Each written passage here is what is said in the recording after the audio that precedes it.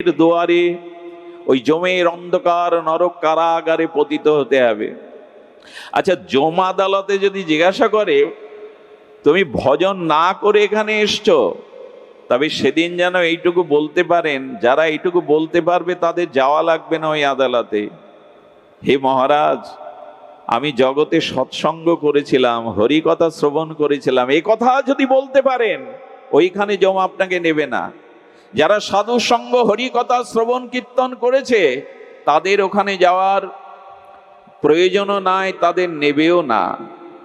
সুধীবৃন্দ, যাতে বলতে পারেন আমি সাধু সঙ্গে হরি কথা শ্রবণ করেছি, বৈষ্ণব সঙ্গ করেছি, হরিনাম আশ্রয় করেছি, সেদিন আর ওরা আপনাকে ওখানে নেবে না। এই জন্য না ভজিনু হরিপদ মোর আর নাহি পরিত্রাণ।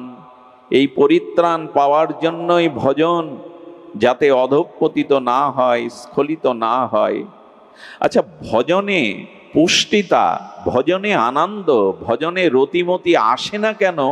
এই প্রশ্নের উত্তর খুব মর্ম স্পর্শী, আপনারা আশা করছি হৃদয় দিয়ে শুনবেন। নিতাই গৌর হরি বল, হরি বল, হরি বল, নিতাই গৌর হরি বল। যদি ভিডিওটি ভালো লাগে তাহলে সাবস্ক্রাইব করে রাখুন। নতুন নতুন ভিডিও জন্য গৌড় নিতাই মিডিয়ার পাশেই থাকুন। রাধে রাধে। তার শুভারম্ভে প্রারম্ভে অস্মাদীয় জীবন সর্বস্ব জীবনধন প্রাতঃস্মরণীয় পরম বন্দনীয় শ্রী শিল গুরু মহারাজের রাতুল আতুল চরণারবিন্দে পরার্ধ কোটি দণ্ডবত প্রণতি। তৎসহ সংকীর্তন আচার্যবৃন্দ, মহতি বৈষ্ণবজন, সাধুজন, মহন্তজন, সুধীজন, শ্রদ্ধাশীলা ধর্মশীলা দেবী মূর্তি ভাগবতী মাতৃগণ, সকল ভক্তচরণে সশ্রদ্ধ বন্দনাপূর্বক দণ্ডবত প্রণতি। স্ত্রী পুত্র বান্ধব যত মরি যায় শত শত, আপনারে হও সাবধান। মইছে বিষয় হত না ভজিন হরিপদ মোর আর নাহি পরিত্রাণ।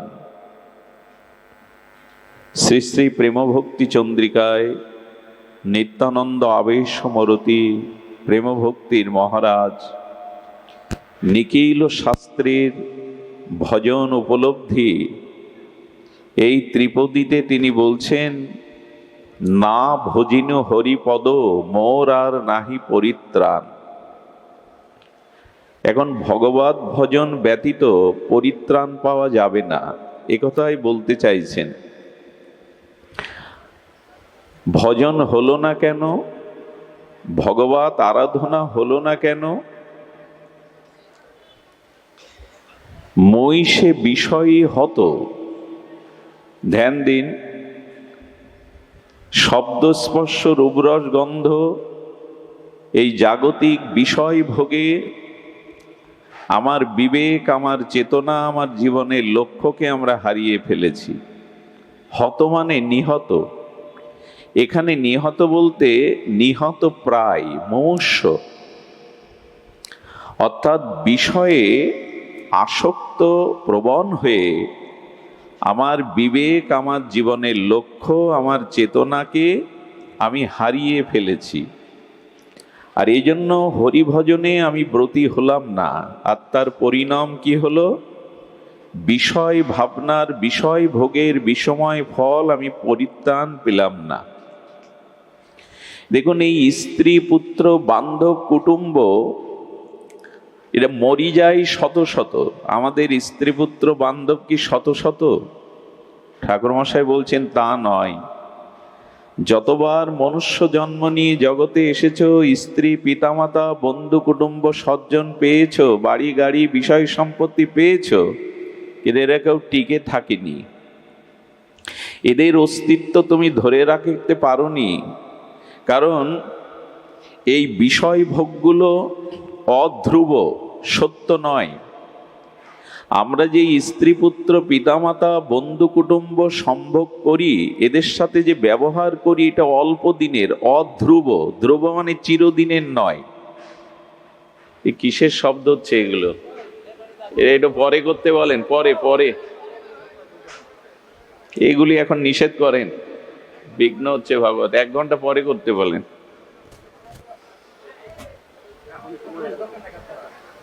এগুলো অনিত্য, ধ্যান দিন।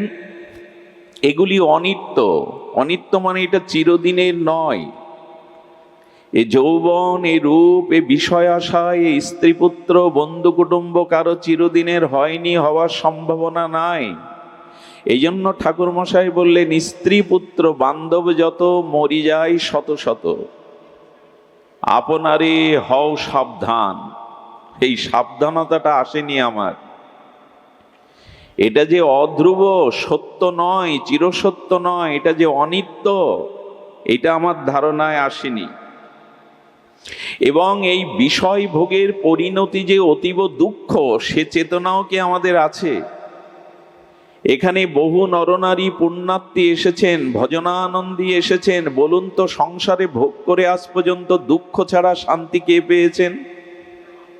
এই রূপ যৌবন স্ত্রী পুত্র সংসার ভোগ করে চিরশান্তি আজও আমরা কেউ পাইনি। সে রাজা মহারাজা সম্রাট ভিখারি থেকে শুরু করে সংসারের বিষয়ে আজ পর্যন্ত আমাদের তৃপ্তি মেটেনি, আমাদের শান্তি মেটেনি। এটাই বাস্তবতা। চঞ্চল পার্বত্য নদীর স্রোতে যেমন সব ভেসে যায়, যখন পার্বত্য অঞ্চলে যাবেন, পার্বত্য সংকুল স্রোতস্বিনী নদী দেখবেন ভীষণ বেগে বহমান। ওখানে কোনো বস্তু স্থির থাকে না। যদি কেউ পার্বত্য চঞ্চল নদীর স্রোতস্বিনী নদীর কাছে যান, ওখানে কোনো বস্তু আপনি হাত দেবেন তো টেনে নেবে, দূরে আপনাকে ভাসিয়ে ভাসমান করে নিয়ে যাবে। পার্বত্য সংকুল স্রোতস্বিনী নদীর মতো এই সংসার চঞ্চল। এই কথাগুলো কথা নয়, উপলব্ধি।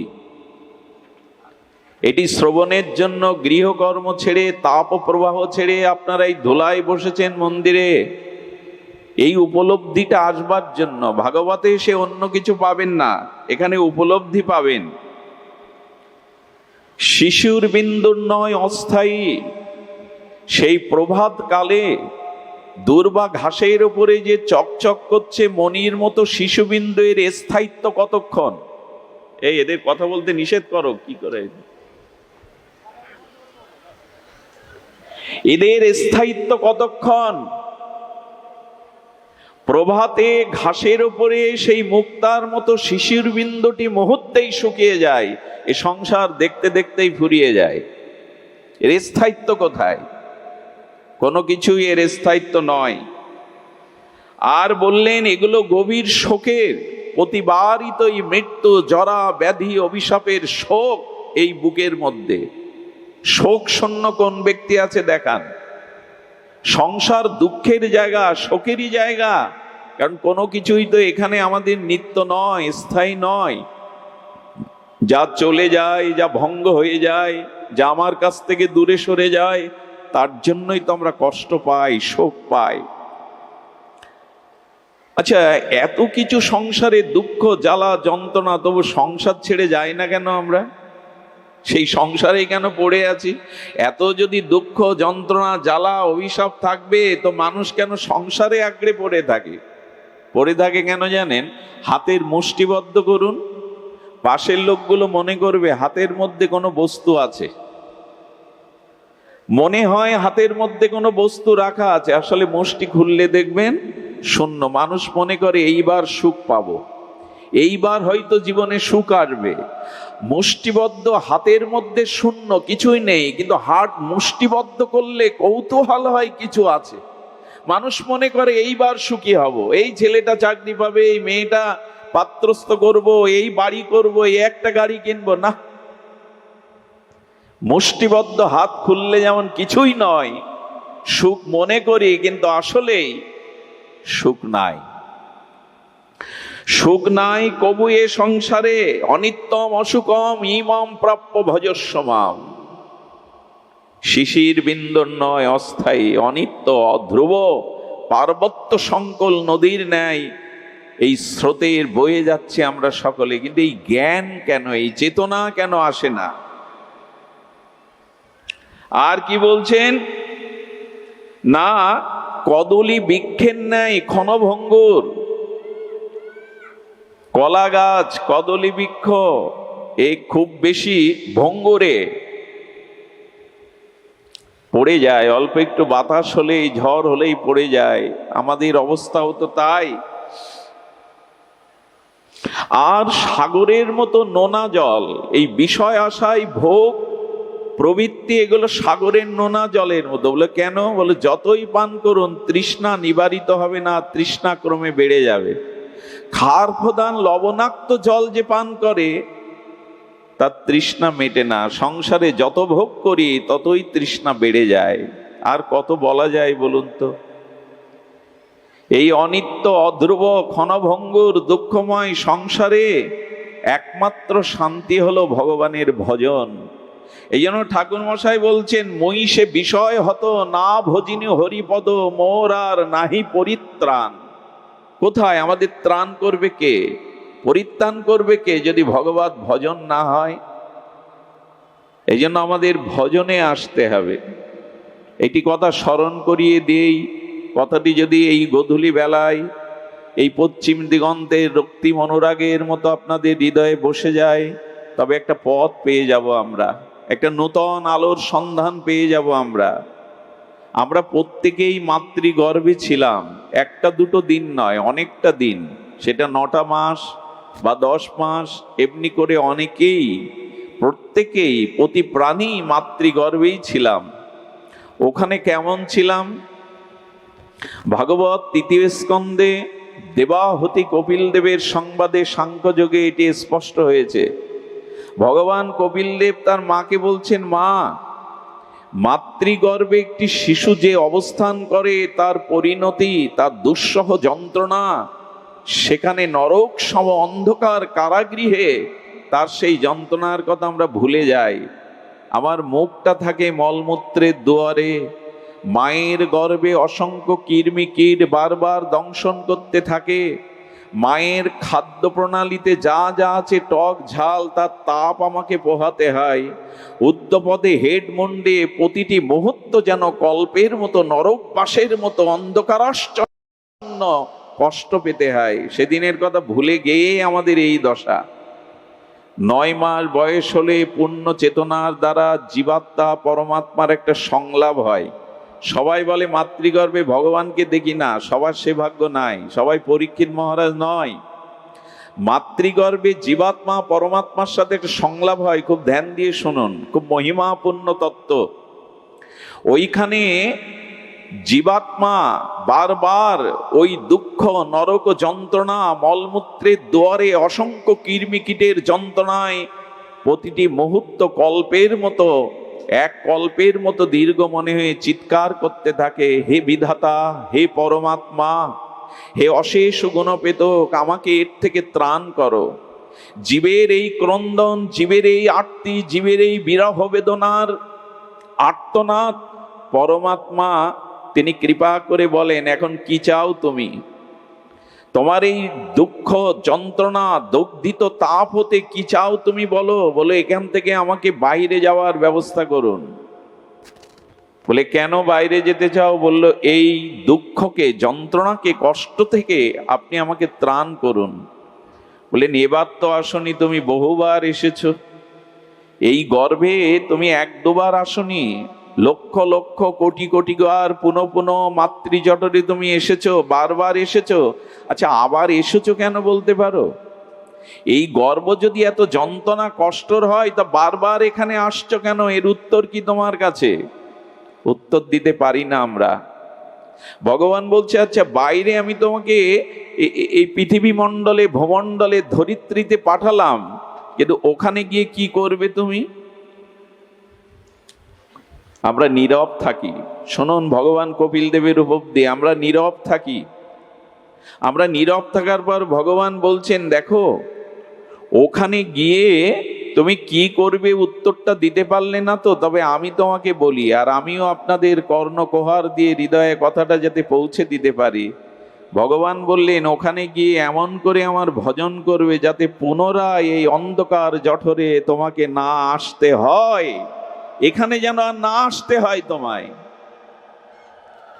ভগবানকে, পরমাত্মাকে আমরা জানিয়েছিলাম, প্রভু এই সুযোগটা দাও, এই দুঃখময় যন্ত্রণাময় অন্ধকারাচ্ছন্ন কীট মলমূত্র থেকে আমাকে পৃথিবীর আলো বাতাসে পাঠাও, আমি ভজন করে, উপাসনা করে, আরাধনা করে ফিরে আসবো তোমার স্বরূপে, যাতে বারবার এই মাতৃ জঠরে কর্মফল না ভোগ করতে হয়। এই ওয়াদা, এই প্রতিজ্ঞা পরমাত্মার কাছে করে এসেছিলাম আমরা। এখানে প্রত্যেকেই এই প্রতিজ্ঞা নিয়ে আসা ভুলে গেছি। বহিরঙ্গা ত্রিগুণময়ী মায়ায় আমরা সেই প্রতিজ্ঞা ভুলে গেছি। এই জন্য না ভজিনু হরিপদ মোর আর নাহি পরিত্রাণ। পরিত্রাণ নেই কেন? আবার আমাকে ওই গর্বে যেতে হবে, আবার কর্মফলের এই জরা মৃত্যু ব্যাধি অভিশাপ বহন করতে হবে। কে না চাই মুক্তি পেতে, কিন্তু হরিভজন ছাড়া তো মুক্তি হবে না। দুয়াত্তই একটাই, এই সংসার ত্রিগুণময়ী মায়ার কারাগার হতে বেরিয়ে যাওয়ার একটাই দোয়ার, এই মনুষ্য জন্ম আর ভগবত ভজন। সুধীবৃন্দ, আমি কিছু বিক্রয়ের জন্য, বিজ্ঞাপনের জন্য এইসব কথা বলছি না।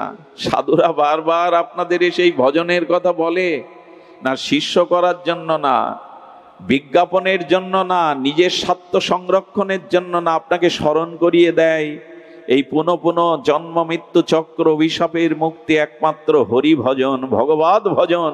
এটা স্মরণ করিয়ে দেওয়ার জন্য আচার্যগণ আসেন। বারবার এই একটি কথাই আপনাদের স্মরণ করিয়ে দেন, হরি ভজনই হলো এই থেকে মুক্তির একমাত্র উপায়। আমাদের এই বঙ্গজননীতে এসেছিলেন মহাকবি কালিদাস। তিনি একখানে লিখেছেন যে ভ্রমর পদ্মের পরাগ পুষ্পে তার মধু আস্বাদনের, পরাগ আস্বাদনের জন্য ছুটতে ছুটতে আসতে। খুব ধ্যান দিয়ে শুনুন। ভ্রমর অর্থাৎ অলিকুল গুঞ্জনরত হয়ে প্রস্ফুটিত পদ্মের আর সুগন্ধময় রেণু মধুগন্ধ আস্বাদনের জন্য ছুটে আসতে গিয়ে দেখছে কেতকী ফুলের বাগান। কি ফুলের বাগান? কেতকী। দেখতে খুব সুন্দর, কেতকী ফুল দেখতে সুন্দর। ওখানে কেতকীর বাগান দেখে ভ্রমর মনে করলে এর মধ্যেই মধুগন্ধ মধুরেণুর আস্বাদন পাবো। কেতকী ফুলের বক্ষ মাঝে ভ্রমর বসে যখন আস্বাদন করতে শুরু করলো, তখন ওটা তিক্ত, বড় কটু। সেই কটু তিক্ত পান করতে গিয়ে সে আস্বাদন তো পেল না, আর ওই কটু তিক্ত ধারে তার চোখে বেঁধে চোখটা অন্ধ হয়ে গেল। গল্প শোনাচ্ছি না, মহাকবি কালিদাসের অনুভূতি। তিনি বলছে যখন অন্ধ হয়ে গেল আর এই তিক্ত কটু রসে যন্ত্রণা পেতে লাগলো, মধুরস তো কেতকী দিতে পারে না, কি করলো জানেন? ওই অন্ধ হয়ে বাগানের মধ্যে ঘুরতে লাগলো। যে পাপড়িতে বসে ওখানে ধার কাটার দ্বারা তার পাগনা চূর্ণ বিচ্ছিন্ন হয়। এইভাবে যন্ত্রণা কাতর হতে একদিন ভ্রমর ক্লান্ত শ্রান্ত হয়ে মৃত হয়ে পড়ে থাকে। কবি কালিদাস বোঝাতে চাইছেন কেতকী ফুলের বাগানের মতো স্ত্রী পুত্র রূপ যৌবন ভোগ বিলাসের মধ্যে আমরা প্রবেশ করেছি। এখানে সুখ পাবো বলে, শান্তি পাবো বলে, মধু আস্বাদন পাবো বলে এই শব্দ স্পর্শ বিষয় ভোগ করতে গিয়ে আমরা তিক্ততা পেয়েছি। আগ ভেবে কাঠ চুষলে তো রস পাওয়া যাবে না। আখ ইক্ষুদণ্ড ভেবে যদি রসের আশায় কাঠ চুষি, পাওয়া যাবে না। অনেক সময় কুকুরগুলো কি করে জানেন? হাড্ডি নাই, কোনো প্রাণীর, মরা প্রাণীর হাড়, ওই হাড়টা নিয়ে গালসি দিয়ে চিবাতে থাকে। হাড়ে তো কিছু নাই, রসও নাই, রক্তও নয়, মাংস নাই, তবু চিবাতে থাকে। চিবাতে চিবাতে তার গালসিতে দাঁতগুলো রক্তাক্ত হয়ে রক্ত ঝরে, নিজের রক্ত পান করে আর মনে করে এটা হাড়ের থেকে রস আসছে। আমাদের দুর্দশাও তাই। যাদের ভজন নাই, সদ্গুরুদেবের কৃপা নাই, হরিনাম নাই, জীবনের লক্ষ্য যে ভুলে গেছে, সেও মনে করে সংসারের মধ্যে আনন্দ সুখ আছে। চিবাতে চিবাতে ক্ষতবিক্ষত রক্তাক্ত হয়ে যায় আমরা। চেতনা ফেরে কই? আমাদের চেতনা ফিরে কই? ক্ষত বিক্ষত আজ আমরা, শান্তির সন্ধান নাই, কারণ না ভজিনী হরিপদ মোর আর নাহি পরিত্রাণ। এই করতে করতে ছটপট করতে করতে ভজনবিহীন পরিত্রাণ হবে না মানে যমের দুয়ারে, ওই যমের অন্ধকার নরক কারাগারে পতিত হতে হবে। আচ্ছা, যম আদালতে যদি জিজ্ঞাসা করে তুমি ভজন না করে এখানে এসছো, তবে সেদিন যেন এইটুকু বলতে পারেন, যারা এইটুকু বলতে পারবে তাদের যাওয়া লাগবে না ওই আদালতে। হে মহারাজ, আমি জগতে সৎসঙ্গ করেছিলাম, হরি কথা শ্রবণ করেছিলাম, এই কথা যদি বলতে পারেন ওইখানে যম আপনাকে নেবে না। যারা সাধু সঙ্গ হরি কথা শ্রবণ কীর্তন করেছে তাদের ওখানে যাওয়ার প্রয়োজনও নাই, তাদের নেবেও না। সুধীবৃন্দ, যাতে বলতে পারেন আমি সাধু সঙ্গে হরি কথা শ্রবণ করেছি, বৈষ্ণব সঙ্গ করেছি, হরিনাম আশ্রয় করেছি, সেদিন আর ওরা আপনাকে ওখানে নেবে না। এই জন্য না ভজিনী হরিপদ মোর আর নাহি পরিত্রাণ। এই পরিত্রাণ পাওয়ার জন্যই ভজন, যাতে অধঃপতিত না হয়, স্খলিত না হয়। আচ্ছা, ভজনে পুষ্টিতা, ভজনে আনন্দ, ভজনে রতিমতি আসে না কেন? এই প্রশ্নের উত্তর খুব মর্মস্পর্শী, আপনারা আশা করছি হৃদয় দিয়ে শুনবেন। ভজনে মন না আসার, ভজনে অভিনিবেশ না আসার, ভজনে রতিমতি না আসার কারণ একটি, পাপ। আচ্ছা, পাপের রূপ কেমন? খুব মার্মিক কথা, হঠাৎ মনে পড়ল। আপনারা বিদগ্ধ শ্রোতা, অনুভবী শ্রোতা, এই জন্য মরমী শ্রোতা। পাপ অনেক প্রকার, যেমন ব্যভিচার, অনাচার, পরস্ত্রী গমন, অমেদ্য খাদ্য গ্রহণ, মিথ্যা, হিংসা, জীবের ক্ষতি।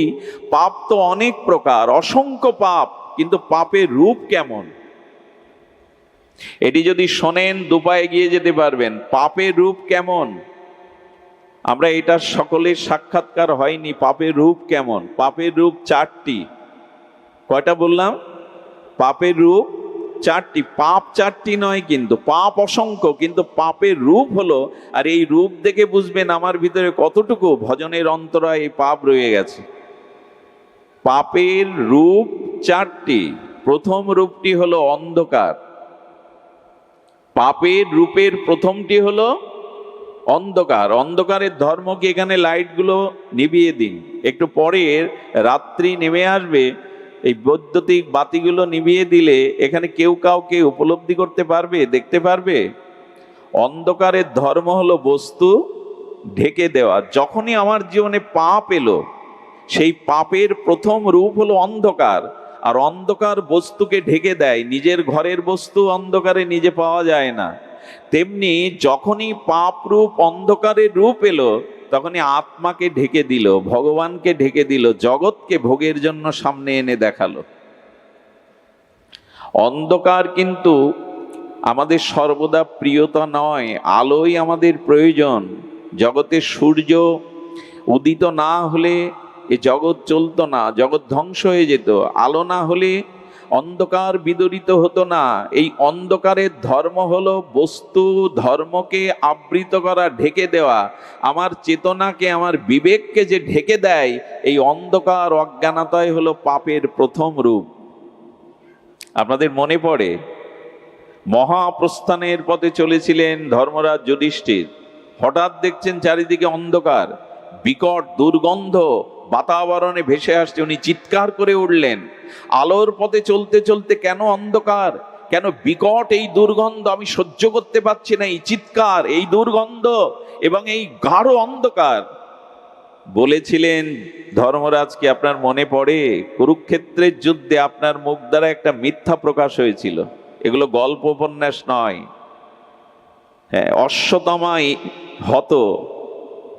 ভগবান শ্রীকৃষ্ণের কথা বিশ্বাস করতে চাননি দ্রোণাচার্য। বলেছিল যদি যুধিষ্ঠির মুখ দিয়ে বলে, কারণ কৃষ্ণ অনেকবার প্রতিজ্ঞা রক্ষা করতে পারেনি, কিন্তু যুধিষ্ঠির যদি বলে আমি মানতে রাজি আছি।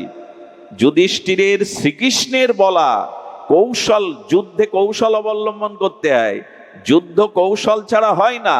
সেই দ্রোণাচার্যকে বধ করবার জন্য বলেছিল অশ্বত্থামা হত, তাতে ধর্মরাজ যুধিষ্ঠিরের জন্য যদি অন্ধকার নরক দেখতে হয়, আমার উপায় কি হবে? পাপের প্রথম রূপ হলো অন্ধকার। যার জীবনে অন্ধকার, তার স্বরূপ ঢাকা পড়েছে, সে অস্তিত্বকে, শাশ্বতকে বুঝতে পারবে না। এই জন্য যারা ভজন করে, সাধন করে, তাদের এই আজ্ঞা চক্র প্রস্ফুটিত হয়, এইখান থেকে তাদের বিকিরণ হয় আলো, দিব্য জ্যোতির্ময় আজ্ঞা চক্রের আলো। তারা জগৎকে নয়, জগদীশ্বরকে দেখতে পায় সেই দিব্য আলোতে। আমাদের পাপ আছে, তাই আমাদের জীবনে অন্ধকার, আমরা স্বরূপকে দেখতে পাই না, আমাদের জীবনের লক্ষ্যকে আমরা দেখতে পাই না। পাপের প্রথম রূপ অন্ধকার। এই অন্ধকারের পতিত হতে হবে। অসতমা সদ্গময় তমোসমা জ্যোতির্গময় না।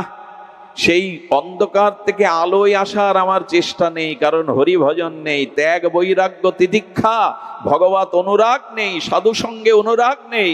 এই জন্য আমরা আলো থেকে অন্ধকারের পথে যাচ্ছি। কিন্তু ঋষি বলেছিল তমোসমা জ্যোতির্গময়া, অন্ধকার থেকে আলোয় এসো। কিন্তু পাপ আমার জীবনে অন্ধকার এনে ঢেকে দিল। পাপের দ্বিতীয় রূপ চঞ্চলতা, বহির্মুখিতা। খুব ধ্যান দিয়ে শুনুন, পাপের দ্বিতীয় রূপ চঞ্চলতা বা বহির্মুখিতা।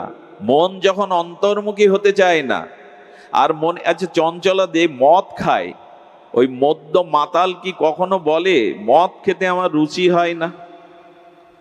একথা বলেছে কখনো মাতাল? বলে? আচ্ছা, যে চুরি করে সে কখনো বলে চুরি করতে আমার ঠিক রুচি হয় না? বলে কি কেউ? বলেছে? বলে না। চুরি, যে তাস খেলে নিয়মিত, সে বলে কি তাস খেলতে আমার রুচি হয় না, বরং বেশি গাঢ় রুচি হয়, যতদিন যায় এতে গাঢ় রুচি হয়। চোরের, মদখোরের, গাঁজাখোরের, নিষিদ্ধ কর্মের কেউ কখনো বলে না এতে মন লাগে না, চুরি করতে মন লাগে না, নেশা করতে মন লাগে না। মন লাগে বলেই তো করে। একমাত্র মন লাগে না এই শব্দটা ব্যবহার করে মানুষ সাধন ভজনে। হরিনাম করতে বসলে মন লাগে না, ভজনে মন লাগে না, ভগবত আরাধনা করতে মন লাগে না, এই বেলায় শুধু মন লাগে না। এর কারণ বোঝা যায় কি কথা? চুরি করতে মন লাগে না, চোর এ কথা কখনো বলে না, মাতাল এ কথা কখনো বলে না, মদ খেতে আমার মন লাগে না। ওখানে সবাই বলে, শুধু একটাই শব্দ বলে, ভজন করতে আমার মন লাগে না। ভজনে মন লাগে না বলি কেন? বলি কেন? এই কারণ পাপের দ্বিতীয় রূপ, সেই দ্বিতীয় রূপ হলো কি বললাম আমরা? চঞ্চলতা। আপনি এখানে 10 মিনিট ধ্যান করতে বসুন, রাধারানীর চরণ আপনি চিন্তা করতে, বন্ধু সুন্দরের চরণ আপনার চিন্তায় আসবে না, যাবতী রাজ্যের স্মৃতি আপনার মনে আসবে। এর কারণ কি? এর কারণ পাপের কারণে আমাদের চিত্ত চঞ্চল, স্থায়ী হতে চায় না। দীর্ঘ 50 বছর লোকনাথ বাবা হিমালয়ে তপস্যা করে। কয় বছর? দীর্ঘ 85 বছর এক জায়গায়। পারবেন? কানা এরা শিবকল্প অবতার। 50টি বছর হিমালয়ে সাধনা করেছেন, 1-2 দিন নয়। গৌতম বুদ্ধ 11 বছর এক বৃক্ষতলেই কাটিয়ে দিলেন। আমাদের মন লাগে না, কারণ পাপ। আমাদের জীবনে এই পাপই আমাদের চিত্তকে চঞ্চল করে তুলে দেয়, বহির্মুখ করে দেয়। এখন ধ্যানে বসুন, মন লাগবে না।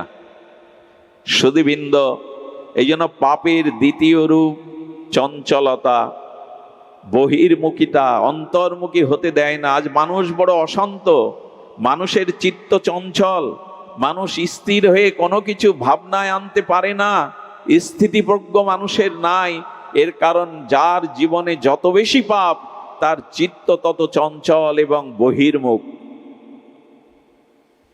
পাপের তৃতীয় রূপ, এগুলি জানা খুব বিশেষ প্রয়োজন। পাপের তৃতীয় রূপ হলো, বাবা ওই তিলক এখন দিও না বাবা, পাপের তৃতীয় রূপ বিঘ্ন। কি বলা হলো? বিঘ্ন। দেখবেন ভগবত পথে, সৎ পথে, ভজনের পথে আসতে গেলেই আমাদের যত বিঘ্ন সব এই ভজন পথে। এর একটাই কারণ, আমার প্রাক্তন এবং বর্তমান পাপ ভজনের পথে বাধা। আসবেন হরিকথা শুনতে, গৃহে একটা বাধা পড়ে গেল, বিঘ্ন হয়ে গেল, বাধাই তো আছে, এই বাধাতেই জীবন কেটে গেল। এইবার ভজন করব, এবার ভজনে বসবো, এবার ধামবাস করব না। বিঘ্ন বা বাধা এটি পাপের তৃতীয় রূপ। আমাদের জীবনে অনেক বাধা, লক্ষ্য করে দেখুন, সৎ পথে আসবার জন্য, ভগবত পথে আসবার জন্য কত বাধা। একটি ছেলে যখন নিরামিষ খেতে শুরু করে, ভগবানকে ভোগ লাগিয়ে পেতে শুরু করে, একটু ঘরে বসে দোদ দিয়ে গ্রন্থ পড়ে, জপ ধ্যান করে। বর্তমান সময়ের মানুষ, পিতামাতা, অভিভাবক অনেকেই বলে লেখাপড়া নেই, শুধু জপ ধ্যান, ওর 12 বেজে গেছে। বিঘ্ন অনেক, পিতামাতাও বাধা হয়ে দাঁড়ায়। ছেলে যদি ভক্তিমুখী হতে চায়, ত্যাগ বৈরাগ্য নিতে চায়, প্রথম বাধা আসে পিতা, আরে পড়, লেখাপড়া কর, চাকরি বাকরি কর, ধর্ম ওটা তো শেষের বেলায়। পিতামাতা বাধা, কারো বা স্ত্রী বাধা, কারো বা স্বামী বাধা, কারো বা অর্থের বাধা, কারো বা শারীরিক সুস্থতার বাধা। ভগবতে আসতে চায় কিন্তু অভাব, অনটন, রোগ, শোক পিছু টেনে ধরে। এর একটাই কারণ, সেটি হলো পাপ। পাপ যার নেই তার বাধা হয়। মা কমলা দেবী, শিবকল্প মহাযোগেশ্বর লোকনাথ বাবার মা কমলা দেবী, পিতা রামনারায়ণ, তারা সংকল্প করেছিল, এবার যে সন্তান আমার গর্ভে আসবে, এসো তুমি আমি প্রতিজ্ঞা করি তাকে সন্ন্যাসী করে দেশ ও দশের সেবায় নিয়োজিত করবে। উদ্দেশ্য দেখুন, সন্তান হওয়ার আগে বলছে গর্ভে ভগবান যাকে পাঠাবে তাকে সন্ন্যাসী করে জগৎ জীবের কল্যাণে নিবেদন করব। দেখুন তো, সেই জন্মের আগেই, পৃথিবীতে গর্ভে আসার আগেই এই সংকল্প হয়ে গেল। বাধা থাকে এদের। অল্প বয়সেই বেনি মাধবকে নিয়ে শ্রী গুরুদেবের হাতে সঁপে দিলেন। দিতে পারে পিতামাতা? দেয় আজকাল? পিতামাতাই বেশি বাধা হয়ে দাঁড়ায়।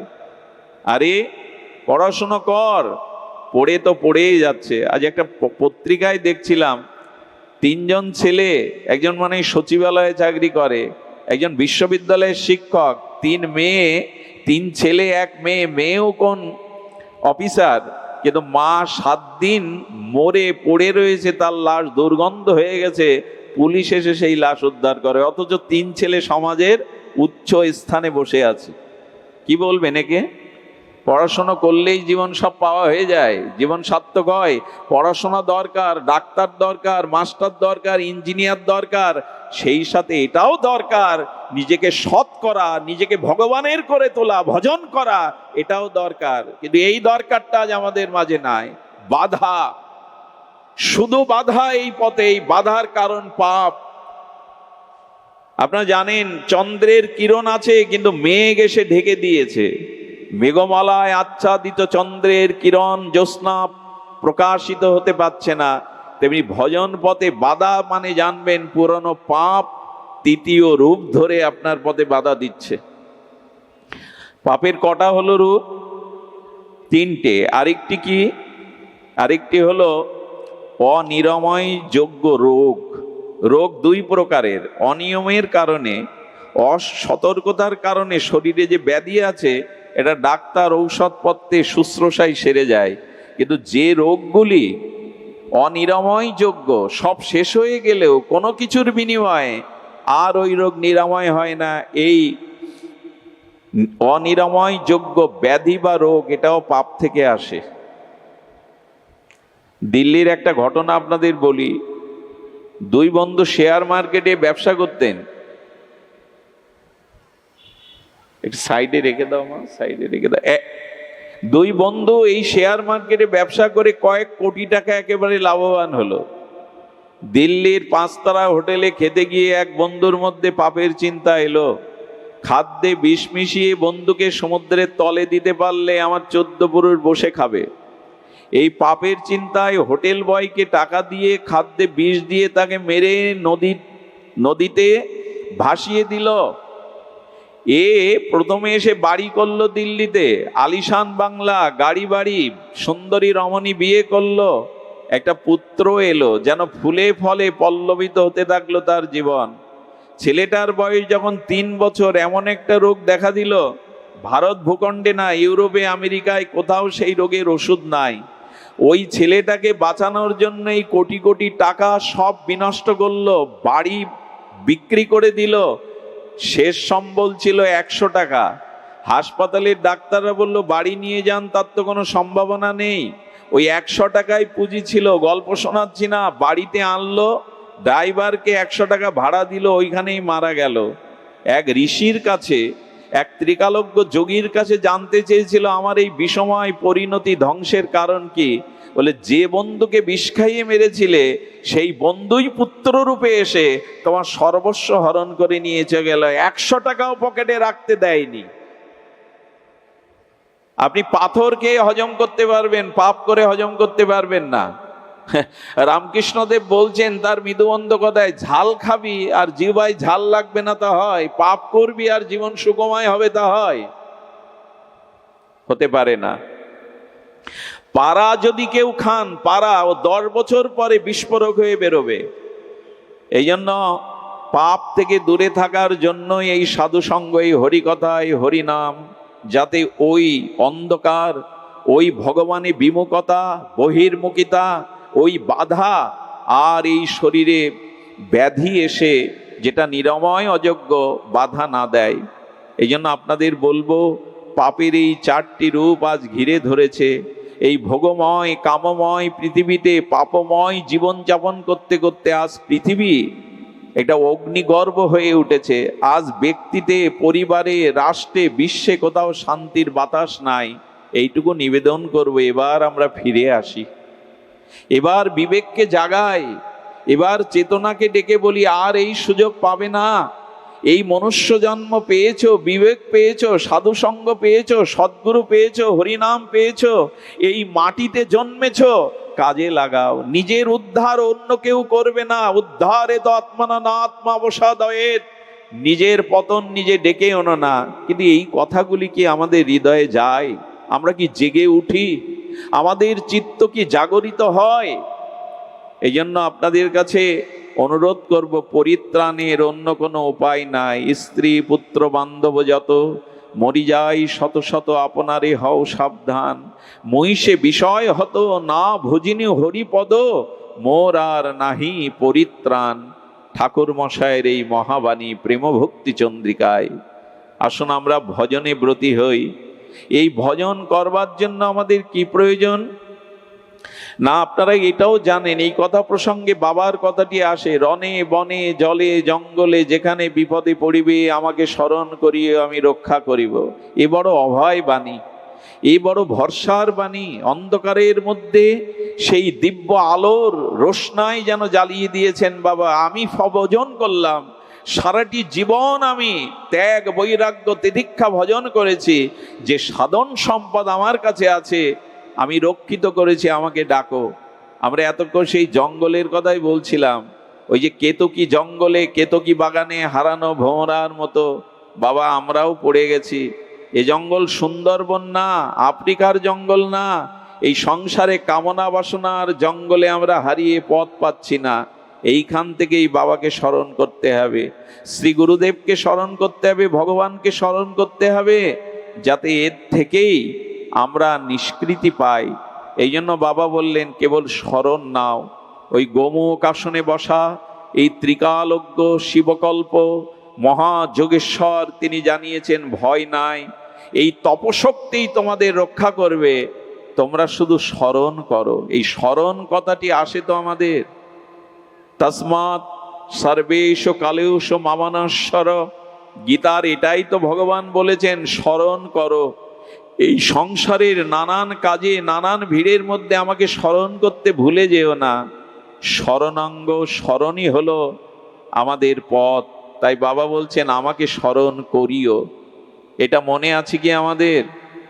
দিন রাত তো চলে যায়, সূর্য উদয় হয় অস্ত যায়, কিন্তু স্মরণ কই? এই স্মরণ করতে হবে ভগবানকে স্মরণ, তার নাম, তার লীলা, তার অসমধ্য মাধুর্যকে স্মরণে আনতে হবে। বন্ধু সুন্দর বলেছিলেন হৃদয়কে শূন্য রেখো না, মনকে কখনো শূন্য রেখো না, ওখানে গৌর গোবিন্দকে রাখো, তার শ্রীনামকে রাখো, তার রূপ মাধুর্য লীলাকে রাখো। মনকে শূন্য রাখতে যেও না, ওখানে শয়তান প্রবেশ করবে, ওইখানেই পাপ প্রবেশ করবে, ভোগ প্রবৃত্তি প্রবেশ করবে। মনকে কখনো খালি রেখো না। এটাই তো সেই একই কথার প্রতিধ্বনি। ফরিদপুরের শ্রীগাল আর সাতক্ষীরার শ্রীগাল দুই সুরে ডাকে না, সব মহাপুরুষ সব স্মরণ করো, ভগবানকে স্মরণ করো। এটি ছাড়া আমাদের এই যুগে, এই কাল কবলিত ক্ষণভঙ্গুর কলিযুগে আমাদের তপস্যা, যাগ, যজ্ঞ, অন্য কিছু করা সম্ভব নয়। একমাত্র সম্ভব শ্রীহরির নামকে স্মরণ করা, তার রূপ, তার লীলা, তার অসমাদ্য ধাম, তার মাধুর্যকে স্মরণ করা। এই স্মরণই আপনাকে রক্ষা করবে। আসুন, সূর্য অস্ত গেছে, যাচ্ছে, আমাদের জীবন সূর্য হয়তো অস্তগামী। সংকল্প করি যে প্রভু বলে এসেছিলাম, সংকল্প করে এসেছিলাম পরমাত্মাকে, তোমাকে ভুলে যাব না, তোমাকে স্মরণ করব। এই স্মরণটাই আমরা ফিরিয়ে আনি। এটা সম্ভব, এটা আমাদের পক্ষে সম্ভব। যাগ, যজ্ঞ, তীর্থ, পর্যটন, হোম, অগ্নি, এগুলো প্রজ্বলন করে পূর্ণাহতি দেওয়া কঠোর হতে পারে, কঠিন হতে পারে, কিন্তু ভগবানকে স্মরণ করা আমাদের পক্ষে সম্ভব। এই স্মরণ করুন। পতিতেও যদি হয়ে থাকি, স্খলিত হয়ে যদি থাকি, নানান পাপের যদি আমাদের পতন হয়ে থাকে, ভয় নাই। ভগবান এবার পতিত পাবন অবতারে এসছে, এইটুকুই ভরসা। ভগবান এবার পতিত পাবন নাম ধরেছেন। আহা, মনে পড়ছে গোস্বামী তুলসীদাস একবার রামচন্দ্রের সভাতে গেছেন। খুব ধ্যান দিন। গোস্বামী তুলসীদাস তার মানস স্মরণে রঘুপতি রাজীবলোচন পূর্ণ মর্যাদা পুরুষোত্তম শ্রী ভগবান রামচন্দ্রের সভাতে গিয়ে দেখেন বামে জানকী দেবী, পাশে বসে আছেন ব্রহ্মর্ষি বশিষ্ঠ দেব, বসে আছেন ত্যাগ বৈরাগ্যের মূরতি লক্ষণ ঠাকুর, বসে আছেন সাধু শিরোমণি ভরত, হনুমানজি। এই সভাতে গিয়ে তুলসীদাস বলছেন, প্রভু আপনার চরণে, আপনার কৃপায় এই সভাতে এসে দেখছি এখানে একটা অপূর্ণতা আছে। আচ্ছা, রাম সীতার সভাতে অপূর্ণতা থাকতে পারে? বলেন এখানে একটা অপূর্ণতা আছে। বলে কি অপূর্ণতা? সেই অপূর্ণতা আমি ছাড়াও পূর্ণ হবার নয়। রামচন্দ্র এসে বলছেন, এখানে অপূর্ণতা তো বলো, আর তুমি ছাড়া সেই অপূর্ণতা পূর্ণ পাবে না। বলে হ্যাঁ প্রভু, বলো তাহলে, শুনুন। তুলসীদাস বললেন, প্রভু তোমার অনন্ত নামের মধ্যে একটা নাম হলো তুমি পতিত পাবন। কিন্তু এখানে ঠাকুর লক্ষণ, এখানে ভরত, এখানে হনুমান, এখানে গুরু বশিষ্ঠ বসে আছে। এখন কেউ যদি এসে বলে, হে রঘুপতি রামচন্দ্র আপনি পতিত পাবন, এই নামের প্রমাণ কি? এখানে তো কোনো পতিত নাই। এখানে কোনো তো অন্ধকার থাকলেই তো আলোর পরিচয় দেওয়া যায় যে এটাই আলো, অন্ধকার দূর করে। তো এই আপনি যে পতিত পাবন, এখানে তো কোনো পতিত নাই। তাই বললাম আপনার এই দিব্য সভাতে একটা অপূর্ণতা আছে, এখানে কোনো পতিত নাই। আর আমার দিকে চেয়ে দেখো প্রভু, আমার থেকে পতিত এ জগতে আর কেউ নাই, আমার থেকে পতিত কেউ নাই। এই অপূর্ণতাটা তোমার এই সভাতে আছে, আমাকে এখানে রাখো। আমাকে রাখলে কি হবে জানেন? এই সভা পরিপূর্ণ পাবে। কেউ যদি এসে প্রশ্ন করে তুমি পতিত পাবন, আমাকে দেখিয়ে বলো ওই পতিত, আর আমি হলাম পতিত পাবন। প্রভু আমাকে অন্তত রাখো তোমার এখানে। যার গালে মদের গন্ধ বেরোচ্ছে, লোকের ঘর জ্বালিয়ে দিয়েছে, পশু হত্যা করেছে, হেন পাপ নেই জগতে করেনি, যিনি নিত্যানন্দ প্রভুর মতো পরমানন্দকেও ললাট থেকে রক্ত ঝরিয়েছেন, সেই নিতাই মাধবকে বুকে জড়িয়ে ধরলেন। এটাই তো এই যুগের বৈশিষ্ট্য। এবে অস্ত্র না ধরিলা, প্রাণে কারো না মারিলা, চিত্ত শুদ্ধি করিল সবারে। এবাকে কাউকে প্রাণে মারছেন না, তীর ধনুক তো আনেননি, সুদর্শন তো ধরেননি না, তিনি কোনো অস্ত্র ধরেছেন। এবে অস্ত্র না ধরিলা, প্রাণে কারো না মারিলা, চিত্ত শুদ্ধি করিল সবারে। পতিত পাষাণ্ডী অতি দূরমতি, প্রাণে না মারিল কারে, হরিনাম দিয়া হৃদয় সদিল যাচি গিয়া ঘরে ঘরে। এই অবতারেই যদি আমার কৃপা না হয়, আশ্রয় না হয়, যাব কোথায় আমি? ভরসা একটা আছে, তুমি পতিত পাবন আর আমি পতিত।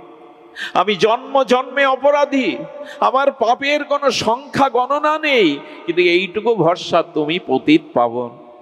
এবার গ্রহণ করো আমায়, আমি তো আর পাচ্ছি না সংসারে, এই জন্ম মৃত্যু জরা চক্র ব্যাধিতে আর পাচ্ছি না প্রভু, তোমার শরণ নিলাম, কৃষ্ণ তোমার হলাম যদি বলে একবার, ভববন্ধ হইতে কৃষ্ণ তারে করেন পার। একবার অন্তর থেকে বলুন না, আমি পতিত পাবন, আমায় উদ্ধার করো। আন্তরিকভাবে বলতে হবে, বিশ্বাসের সহিত বলতে হবে, দৃঢ়তার সহিত বলতে হবে পতিত পাবন। একটা উপায় আছে, এই সন্ধ্যাবেলায় আপনাদের বলি, যদি গ্রহণ করতে পারেন। উপায়টা কি জানেন? গাছের কোনো শুকনো ডাল থেকে এক টুকরো শুকনো কাঠ যদি জলে পড়ে যায়, নদীতে পড়ে যায়, পুকুরে পড়ে যায়, ওই কাঠটা ডোবে কি? ডোবে না। শুকনো কাঠ যদি নদীতে পুষ্করণীতে পড়ে যায়, দেখবেন ভাসে, ও ডোবে না। শুকনো কাঠ তো, তবে ওই কাঠটি ডুববে, ওই কাঠটি একদিন ডুবে যাবে। কি করে জানেন? ওই শুকনো কাষ্ঠের মধ্যে ধীরে ধীরে জল কণা প্রবেশ করবে, আর ওই জল কণা প্রবেশ করতে করতে ওই পুকুরে, ওই নদীতে যে পলি মাটি আছে, ওই মাটিগুলো ভেজা জল প্রবেশ করা শুকনো কাষ্ঠের উপরে প্রলেপ পড়ে যাবে। যেদিন মাটি আর জল প্রলেপ পড়ে যাবে, ওই দিন শুকনো কাষ্ঠটি ডুবে যাবে। তবে ভাসতে হবে, গাছে থাকলে হবে না, জলে পড়তে হবে। এই আপনাদের মতো সব ছেড়ে আপনারা এখন ভাসছেন, ভাগবত সাগরে, হরিকথার সাগরে ভাসছেন। এই ভাসতে হবে, কাঠ হয়ে উপরে থাকলে হবে না, এই সাধু সঙ্গে হরিকথাতে ভাসতে হবে। যদি ভাসতে পারেন, এভাবে যদি সাধু সঙ্গে হরিকথায় ভাসতে পারেন, কি হবে জানেন? এই ভাসতে ভাসতে হরিকথা শ্রবণ করতে করতে কখনো চোখের জল হৃদয়ে বসবে। ভগবানকে ভজন হলো না বলে আরতি, উৎকণ্ঠা, ব্যাকুলতায় কখনো চোখ দিয়ে জল ঝরে এই হৃদয়ে প্রবেশ করবে। এই শুষ্ক হৃদয়ে, ভক্তিশূন্য হৃদয়ে চোখের প্রেমবাড়ি যেতে যেতে যখন হৃদয় ভিজবে, আর এখানে সাধুগুরুর চরণ ধুলি যখন উড়ে এসে আমার গায়ে পড়বে, সেই দিন আমি প্রেম সাগরে, ভক্তির সাগরে ডুবে যেতে পারবো। এটাই উপায়। চরণ ধুলি চোখের জলে শুষ্ক হৃদয় যেদিন সরস হবে, সেই দিন আমি ডুবে যেতে পারবো। সেই দিনই আমাদের ডুববার সময় হবে। এই জন্য ভাসতে থাকুন। এই হরিকথা সাধু সঙ্গে তরঙ্গে ভাসতে ভাসতে কোনো না কোনো দিন আমাদের মাঝে এমনি করে জেগে যাবে এই দুপটা প্রেমস্র, আর আমাদের মাঝে এমনি করে জেগে যাবে। এই জাগাবার জন্য, এই উত্থানের জন্য, এই নিজের দিগদর্শন পাওয়ার জন্য আমাদের এই জীবন। আর বিলম্ব করবেন না। এই পতিত উদ্ধারণ লীলায়, পতিত পাবন লীলায় কেউ বাদ যেন না যায়। প্রভু এসেছিলেন, হ্যাঁ, ঘরে ঘরে এই হরিনাম দিয়ে অকাতরে প্রেম বিতরণ করে। আর এই যুগেও যদি বাদ পড়ি, নিতাই চৈতন্য বন্ধু সুন্দর হরিপুরুষের যুগে তোদের, ওই যে তোদের জন্য সব আমি করে গেলাম, তোরা শুধু একটু স্মরণ কর। হ্যাঁ, মনে আছে তো? এই হরিনাম মৃতকেও জীবন দিতে পারে। আরে পতিতকে উদ্ধার কেন, মৃতকেও জীবন দিতে পারে। এই হরিনাম সঞ্জীবনী সুধা, এই সাধুসঙ্গ হরিকথা, এটি সঞ্জীবনী সুধা। সিন্নান্ত সকতা কৃষ্ণপূর্ণ শ্রবণ কীর্তন, হৃদয়স্থ ভদ্রাণি বিধুনতি সুহৃদ শতাম, প্রবিষ্ট কর্ণ রন্ধেন সানাং ভাব সারুরোহম, ধনতি সমলং কৃষ্ণ সলিলস্য যত শরত। শরৎকালের মতো শুদ্ধ হয়ে যাবে হৃদয় যদি হরিকথা কর্ণ দিয়ে হৃদয়ে প্রবেশ করি, যদি সাধু সঙ্গের। আচ্ছা, অনেকেই বলেন এই এই এই ধুলা চামড়ায় লাগালে কি হবে? এই যে গায়ে ধুলা মাখছি সাধুর চরণ ধুলিতে, এতে কি করে ভক্তি হবে? ভেতরে যাবে কি করে? লক্ষ্য করুন, কারো হাড়ে যদি যন্ত্রণা হতে থাকে, হাড়ে বা শিরায়, ওই যন্ত্রণার ঔষধটা কি চামড়া চিড়ে হাড় বের করে ওর উপরে প্রলেপ দিতে হয়? দিতে হয় কি? কোথায় দিতে হয়? ওই হাড়ের ওপরে যে চামড়া আছে, 7টা পর্দা আছে, ওর ওপরে প্রলেপ দিয়ে ওর ক্রিয়া হাড় পর্যন্ত পৌঁছে যায়। ঠিক তেমনি সাধুর চরণ ধুলি, ওই অনুভব বেদ্য রেণু যদি আমার গায়ে পড়ে, হৃদয়ে আসে, আমার হৃদয়ের ভেতরেও প্রবেশ করে, সেটা জাগিয়ে দেবেই দেবে। সেটা জাগিয়ে দেবে। এই জন্য 136তম বাবার এই এই তিরোভাব তিথিতে আমরা নিবেদন করব, উনি সম্মুখে এই গোমুখ আসনে বসে দেখাচ্ছেন ভজন কাকে বলে। উনি সিদ্ধপ্রাপ্ত সিদ্ধকল্প হয়েও নেমে এসেছিলেন জগতের কল্যাণে। লোকনাথ বাবার অসংখ্য দেশ ও বিদেশে অসংখ্য তার অনুরাগী, কেন জানেন? জীবনে কখনো নিজের জন্য কিছু উনি চাননি। সেই ছোটবেলা থেকেই ত্যাগ বৈরাগ্য জীবন নিয়ে তো সমস্ত তপসাধনাকে জীবের কল্যাণে, কত অপমান, কত লাঞ্ছনা, কত পরীক্ষার পরেও প্রতিটি মুহূর্ত জীবের কল্যাণে কেটেছে। আমাদের জীবনের প্রথম ব্যবহার দেখুন, মন্দিরে ঘন্টা নাড়লেই ভক্তি পাবেন এমন না, ধূপ দীপ জ্বালালেই ভক্তি পাবেন এমন না। ভক্তির প্রথম সোপান হলো মানুষ আপনার দ্বারা ক্ষতিগ্রস্ত হয় কিনা, মানুষ আপনার দ্বারা উপকার পায় কিনা। এই ব্যবহারিক জীব কল্যাণই হলো ভক্তির সূত্র। শুধু মন্দিরে ঘন্টা নাড়লেই আপনি পার পাবেন না, যদি পরোপকারের চিন্তা না থাকে। এই ত্রিকালজ্ঞ মহাযোগী জীবনের প্রতিটি মুহূর্ত জীবকল্যাণে কাটিয়েছেন, উত্তরসূরি রেখে যাননি। কিন্তু অসংখ্য অসংখ্য অনুরাগী আজ দেশ বিদেশে। লোকনাথ বাবার আশ্রিত ভক্তরা কানে মন্ত্র না নিলেও তারা তার আদর্শকেই, দরিদ্র নারায়ণ সেবা, জীব সেবাই লোকনাথ বাবার মূল আদর্শ ছিল। আর এই প্রেম তার এমন জায়গায় পৌঁছেছিল, সাধন ভজন মানুষকে কোথায় নিয়ে যায়। হিমালয়ের পাদদেশে ত্রিশূল স্থাপন করে যখন এই মহাযোগী যোগে বসেছেন, এক বাঘিনী তার বাচ্চাগুলোকে আর মনে করছে নিরাপদ নয়, উনি বুঝি শিকারী, আমার শাবকগুলিকে শিকার করতে এসছেন। বাঘ যখন ক্রন্দন করছে আর গোংরাচ্ছে, বাবা বুঝতে পেরে ত্রিকালজ্ঞ এগিয়ে গেলেন। চিন্তা করুন, সাধনা মানুষকে কোথায় নিয়ে যায়। উনি এগিয়ে গিয়ে বাঘের মাথায় হাত রেখে বলছেন, ভয় নাই, তোর বাচ্চাগুলো আমার কাছে নিরাপদ।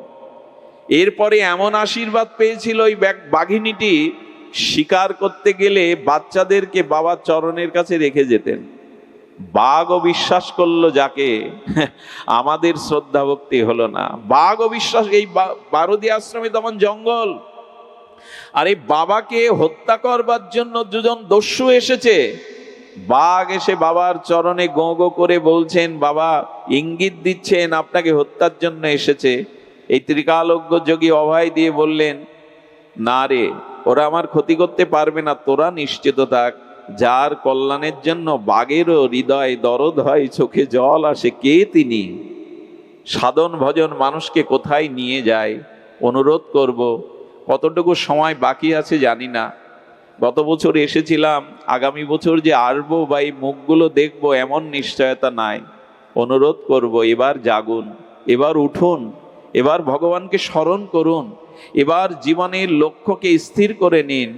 সেটা শুরু হোক সুব্যবহার দিয়ে, মানুষের কল্যাণ চিন্তা দিয়ে, আর শুরু হোক ভগবানের দিব্য নাম, নিঃশ্বাস প্রশ্বাসে, ক্রিয়া প্রতিক্রিয়ায় যেন সর্বতোভাবে আমরা নামকে স্মরণ করতে পারি। খাইতে শুইতে উঠিতে বসিতে যথা তথা নাম লও। এই ফরিদপুরের মানুষের অন্তত নামে রুচি হওয়ার জন্য বন্ধু সুন্দর হরিপুরুর যা করে গেছেন, এ পৃথিবীতে তার দৃষ্টান্ত নাই। এই বন্ধু সুন্দরের আঙিনায় অখণ্ড নাম হচ্ছে কত বছর প্রভু? 100। এটি কল্পনা করতে পারবেন না, সারা বিশ্বে দ্বিতীয় এরকম দৃষ্টান্ত নাই। ফরিদপুরের মানুষকে ফরিদপুরের নাম শুনলেই প্রণাম করতে ইচ্ছা করে। এই অখণ্ড নাম পৃথিবীতে এভাবে এত নামের জন্য প্রাণ দিতে পারে, দৃষ্টান্ত একমাত্র ফরিদপুরের আঙিনা। হরি নামের জন্য জীবন দেওয়া, এটা সবার পক্ষে সম্ভব নয়। সেই মাটিতে জন্মে যদি আপনাদের নামে রুচি না হয়, এটা বড় দুঃখের, এটা বড় পরিতাপের। এই জন্য ভগবানের নামটাকে গ্রহণ করুন। বাকি অনুষ্ঠানগুলি সুসম্পন্ন হোক, সফল হোক আপনাদের জীবন, ভগবতময় হোক আপনাদের জীবন। আপনাদের সঙ্গ পেয়ে বড় কৃতকৃতত্ব হলাম।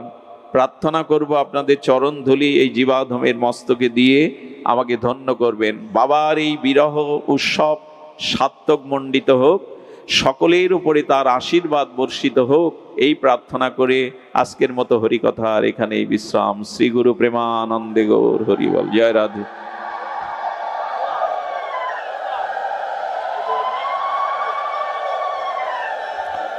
16ই শ্রাবণ 2রা আগস্ট 2026 রবিবার খানখানাপুর কুণ্ডপাড়া তেঁতুলতলা রাধা গোবিন্দ মন্দিরে পাঠ আছে, আপনারা নিমন্ত্রিত। এইখানে আসবেন, আপনারা পাঠ শ্রবণ করবেন। বাবা ব্যাগটা কই, কি মা এটা বাবা, এইগুলো রাখো, এই গ্রন্থটার মধ্যে রাখো।